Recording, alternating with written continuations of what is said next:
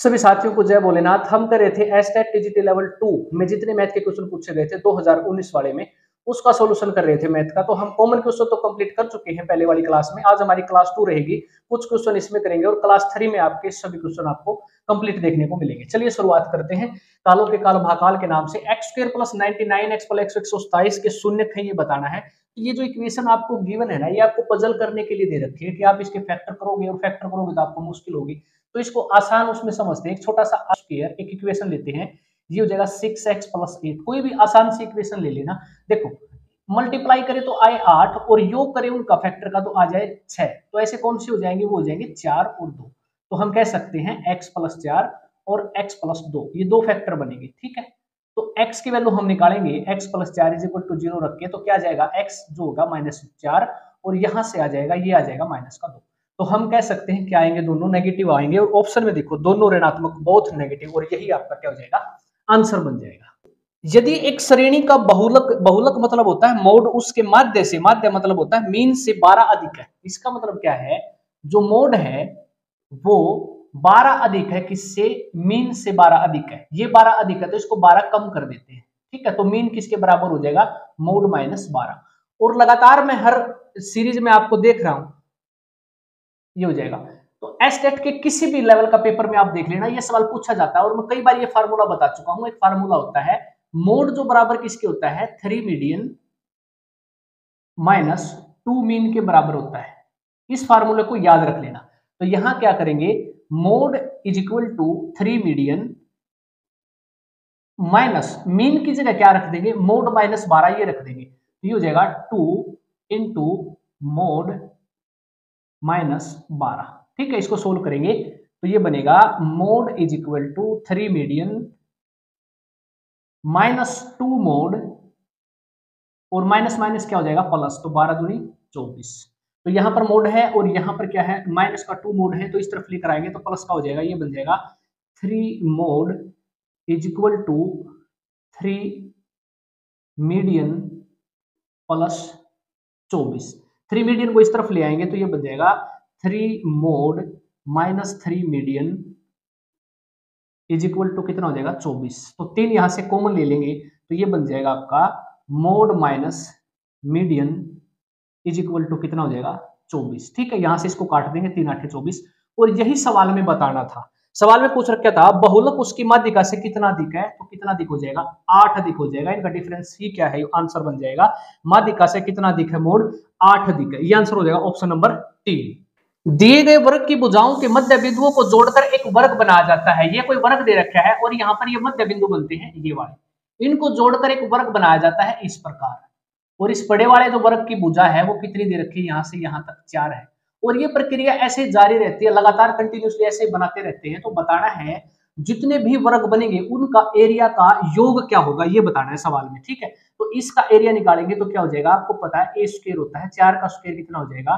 4 का स्क्वायर बन जाएगा 16। ये एरिया आ गया इसका, बाहर वाले का। अब इन मध्य बिंदुओं को मिलाकर जो वर्ग बनाया गया है इसका एरिया क्या होगा? आपको पता है डायगोनल कितना है? ये है 4। अगर आपको भुजा नहीं पता और डायगोनल पता है वर्ग का, डी कितना है? 4, तो आपको फार्मूला पता है एरिया निकालने का, डी स्क्वायर बाई में 2 होता है। 4 का स्क्वायर 16 बटे में 2, और ये काटेंगे तो 2 8 16।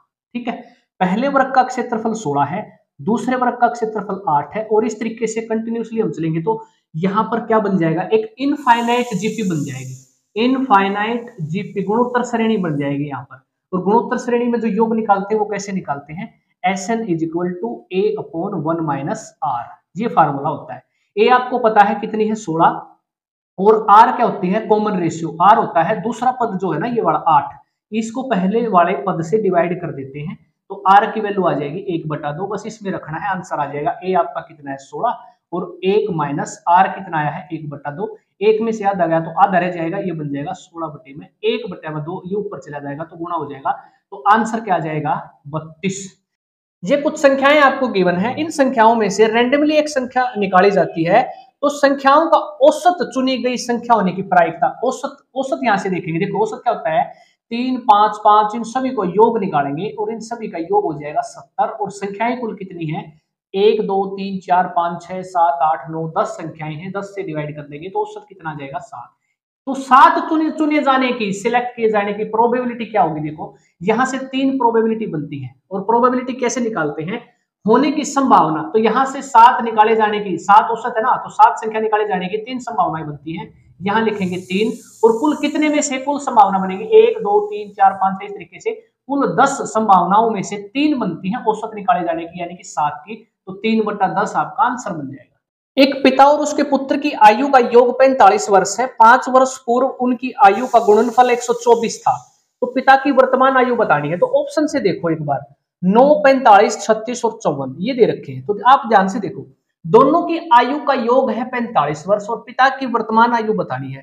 तो पिता की वर्तमान आयु 45 तो हो नहीं सकती, क्योंकि इससे कम होगी, और 54 वर्ष भी नहीं हो सकती, 9 वर्ष भी नहीं हो सकती। तो यहां से आप डायरेक्ट बगैर कैलकुलेशन के आंसर निकाल सकते हो 36। ऑप्शन से भी हम सेटिस्फाई करा के देखेंगे। मान लेते हैं पिता की आयु कितनी है, ऑप्शन से निकाल लिया हमने, आंसर 36 है। ठीक है, तो इसका मतलब पुत्र कितने साल का है? पुत्र 9 साल का है, जो कि सेटिस्फाई करता है पूरा, और इनकी आयु का योग 45 वर्ष बन जाता है। 5 साल पहले, 5 साल पहले मतलब के दोनों की आयु 5-5 साल घटेगी तो 10 साल कम हो जाएगी, तो इसकी 5 साल कम हो जाएगी, तो ये कितने साल का था 5 साल पहले? 31 वर्ष का था पिता। और ये कितने साल का था? इसकी भी हम 5 साल कम करेंगे तो 4, और 5 साल पहले जो इनकी आयु था, इनका गुणनफल कितना आ जाएगा?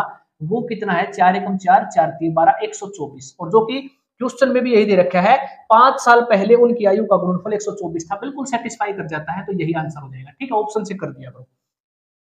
96 क्वेश्चन देखो, अल्फा बीटा गामा त्रिघातीय बहुपद है, तो a x cube plus b x square plus c x plus d. देखो ये आपकी सीधी आइडेंटिटीज दे रखी है, इसको याद कर लेना, इसका आंसर सीधा सी अपॉन ए हो जाएगा, याद रखना है इसको। नेक्स्ट क्वेश्चन की तरफ चलते हैं। एक व्यक्ति एक निश्चित मासिक वेतन से शुरू करता है, प्रतिवर्ष एक निश्चित वृद्धि प्राप्त करता है। 4 साल की सेवा के पश्चात उसका वेतन 1500 रुपए था। देखो 4 साल के बाद 1500 रुपए उसका वेतन है, और 10 साल के बाद उसका वेतन कितना है? 1800 रुपए उसका वेतन है। ठीक है, तो यहां से देखो 4 साल के बाद है 1500 और 10 साल के बाद है 1800, इसका मतलब जो ये 300 रुपए वेतन में, सैलरी में जो इजाफा हुआ है, कितने? 300 रुपए 6 साल में हुआ है। ठीक है, ये 4 साल के बाद है और ये 10 साल के बाद है, इनका डिफरेंस यानी कि 6 वर्ष में 300 रुपए बढ़े हैं, तो 1 साल में कितने बढ़े होंगे? तो 6 5 30, 50 रुपए हर साल बढ़ते हैं, और 4 साल के बाद 1500 रुपए हुए हैं, तो 4 साल में हर वर्ष कितने बढ़ते हैं? 50, तो 4 साल में कितने बढ़े होंगे? 4 5 20, 200 रुपए बढ़े होंगे। तो इसमें से 200 रुपए कम कर देंगे, 1500 में से कितना आ जाएगा? 1300 रुपए। और यही सवाल में पूछ रखा है कि उसका शुरुआती वेतन कितना था? 1300 रुपए। ये एक समानांतर श्रेणी दे रखी है, 7वां पद 6 है, 21वां पद -22 है, तो 26वां पद क्या होगा ये बताना है। देखो इस टाइप के क्वेश्चनों को कैसे सोल्व करते हैं, एनवां पद कैसे निकालते हैं? एनवां पद निकालने का फॉर्मूला होता है a प्लस n माइनस 1, और ये हो जाएगा इंटू में d। a होता है पहला पद, n, और ये होता है d का मतलब होता है सार्व अंतर। तो 7वां पद कितना है? ये दे रखा है 6, तो 6 दे रखा है 7वां पद, तो a प्लस 7वां पद n की वैल्यू कितनी हो जाएगी? 7 माइनस 1, और ये हो जाएगा d। ठीक है, 6 इज इक्वल टू, इसको हम करेंगे सोल्व तो ये बन जाएगा 6 a प्लस 6d। ठीक है, एक इक्वेशन तो ये बन जाती है। इसी प्रकार यहाँ पे 21वां पद दे रखा है -22, तो यहाँ रखेंगे -22, तो -22 is equal to a plus n। कौन सा पद है ये? 21वां पद है, तो 21 माइनस 1, और यहाँ रखेंगे d, तो ये बन जाएगा माइनस का 22 is equal to a plus, ये बन जाएगा 20d, 20d। ये इक्वेशन 2 बन जाती है। तो यहाँ से इक्वेशन 1 और 2 को कंपेयर करते हैं। ये दे रखा है a plus 6d is equal to किसके बराबर है? 6 के बराबर, और ये दे रखा है a plus 20d is equal to -22 के बराबर है। तो यहाँ से हम क्या करेंगे? माइनस कर देंगे इसको काटने के लिए, ये हो जाएगा माइनस और ये हो जाएगा प्लस। ठीक है, इससे ये कैंसिल हो जाएगा, तो यहाँ से क्या बन जाएगा? 20 माइनस का है और 6 कितना हो जाएगा? 14, d इज इक्वल टू ये बन जाएगा 28। ठीक है, तो d किसके बराबर आ जाएगा? 14 दूनी 28, यानी कि -2। यहाँ से d आपको पता चल गया है कितना है? 2 है। तो किसी भी इक्वेशन में रख देना, यहाँ पर रख देते हैं, जैसे इसमें इस वाले इक्वेशन में रख देते हैं, तो ये बनेगा 6 इज इक्वल टू डी का यहां मान रखते हैं -2, तो ये हो जाएगा 6 -2, ये गुणा में रखेंगे। ठीक है, 6 दूनी 12, तो ये माइनस का 12 बनेगा, और ये इधर आके प्लस का हो जाएगा, तो a की वैल्यू कितनी आ जाएगी? 18। अब आपको पता है a की वैल्यू डी क्या है, सार्वंतर -2 दे रखा है और 26वां पद निकालना है। 26वां पद ऐसे ही निकालेंगे जैसे ये है। 26वां पद क्या हो जाएगा, 26वां पद हो जाएगा a प्लस n की जगह रखेंगे 26 -1 और ये हो जाएगा d। तो a कितना दे रखा है 18 प्लस ये बन जाएगा 25 और गुणा में d कितना है -2 है। तो 25 दूनी 50 ये बनेगा आपका 18 और ये माइनस का बन जाएगा। 25 दूनी 50 माइनस का है तो यह माइनस हो जाएगा 50। तो आंसर क्या आ जाएगा, इसमें से माइनस करेंगे तो -32। ये डाटा गिवन है और इसकी माध्यिका दे रखी है 27.5।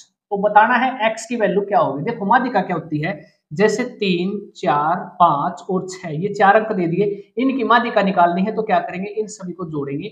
इनका योग कितना जाएगा 18, ठीक है। 6 और 4 10 और 5 15 और 3 18। कितनी संख्याएं हैं, 4 संख्याएं हैं, इससे डिवाइड कर देते हैं तो ये आ जाएगा 4.5।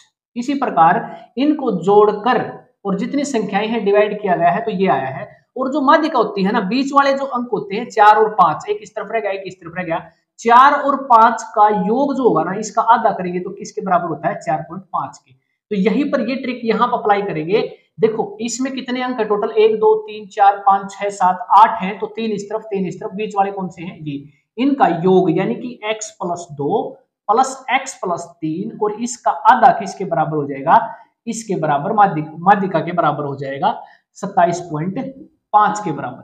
तो यहां 2 गुणा करेंगे तो ये हो जाएगा x और x 2x plus 5 is equal to 2 5 10 2 7 14 और 1 15 2 दूनी 4 और 1 5, ये पॉइंट है तो इसको 55 हो जाएगा गुणा करेंगे तो, ठीक है। इस तरीके से 5 इधर जाएगा माइनस हो जाएगा तो 2x इज इक्वल टू 50 के बराबर। तो x की वैल्यू क्या आ जाएगी 25। इस तरीके से निकाल देंगे। ऑप्शन नंबर 2 राइट आंसर होगा। x + a की पावर n के प्रसार में व्यापक पद हैं, जर्नल टर्म कैसे निकालते हैं, ये एक आइडेंटिटी है, इसको याद रख लेना। जैसे मान लीजिए a + b का होल स्क्वायर आ जाता है और आपको उसको प्रूफ नहीं करना होता, कुछ चीजें आपको याद रखने की होती है, तो यही सवाल में है, इसको याद कर लेना। इसका जो जनरल टर्म बनेगी वो ऑप्शन नंबर 1 हो जाएगा, NCR × x की पावर n - r × a की पावर r, ये बन जाएगा, ठीक है, याद रख लेना। नेक्स्ट क्वेश्चन पर चलते हैं। महत्तम समापवर्तक 56 और 72 का किसके बराबर है, इसके बराबर है। तो x और y की वैल्यू बतानी, तो आपको इसका HCF पता होना चाहिए। HCF क्या होगा, HCF निकालना, बड़ी वाली संख्या जो होती है उसको छोटे वाली संख्या से डिवाइड कर देते हैं इस तरीके से। तो 56 एकम 56, ये बचेगा 12 में से 6 गया 6 16 और इस तरीके से यहाँ पर फिर क्या आ जाएगा 56, यहाँ लिख देंगे। 16 से काटेंगे, 16 × 48, ये बन जाएगा 16 में से 8 गया 8, फिर ये भाजक बना देंगे 16 को, 8 दूनी 16। तो यहां से आपको पता चल जाएगा जब तक डिवाइड करना है जब तक 0 ना आ जाए। तो HCF यहां से कितना आ गया 8। इसका मतलब क्या है, इसका मतलब ये है जो HCF आया है 8 वो किसके बराबर है 56x + 72y के बराबर आया है।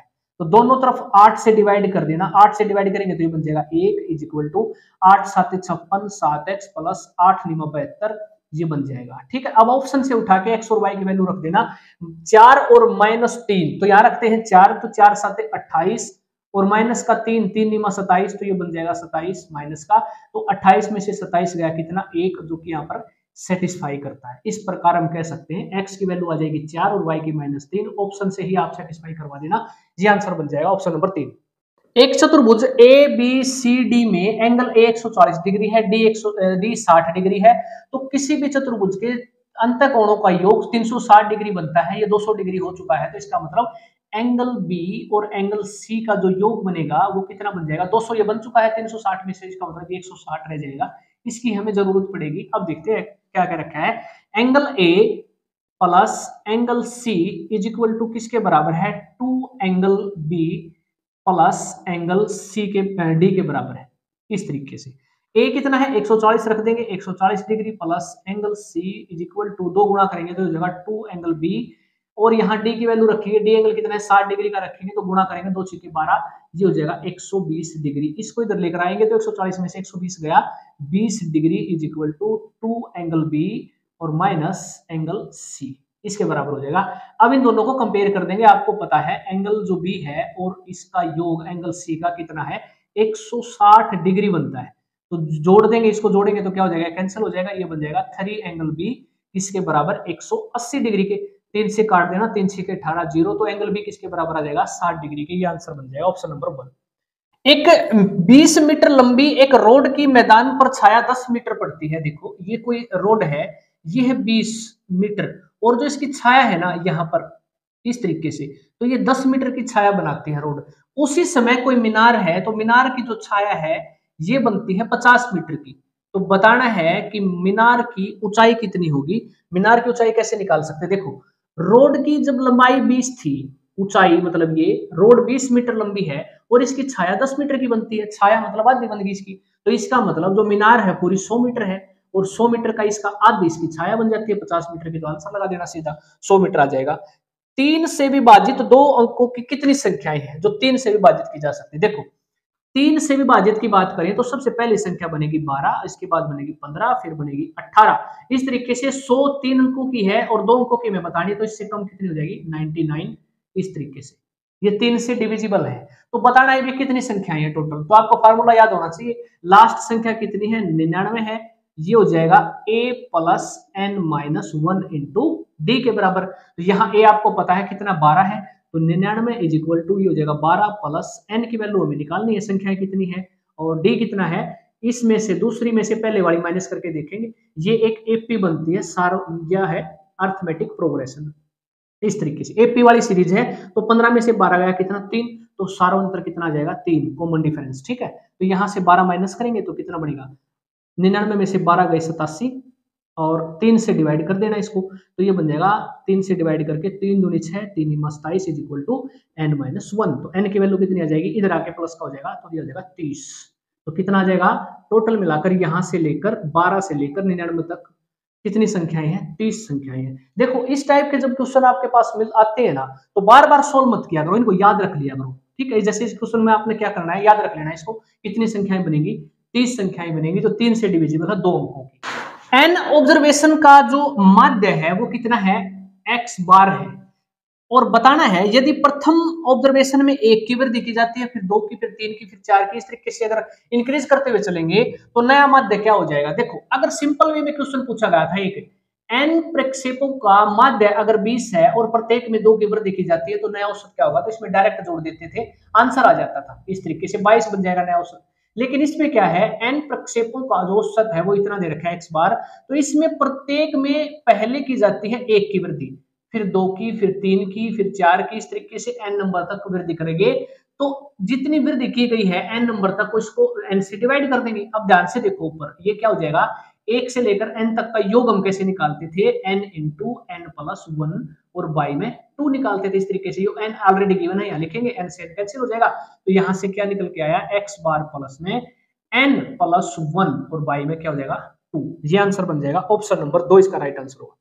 105 क्वेश्चन हमने कंप्लीट कर लिए हैं आज। कल मैं इसको कोशिश करूंगा कंप्लीट आपके जितने भी क्वेश्चन बनते हैं क्लास 3 में कंप्लीट हो जाए। ठीक है, वीडियो कैसे लगी कमेंट बॉक्स में बताना है, कोई डाउट है तो आप पूछ सकते हो, मैं आपका जवाब दे दूंगा और कमेंट में जरूर लिख देना है। जय भोलेनाथ।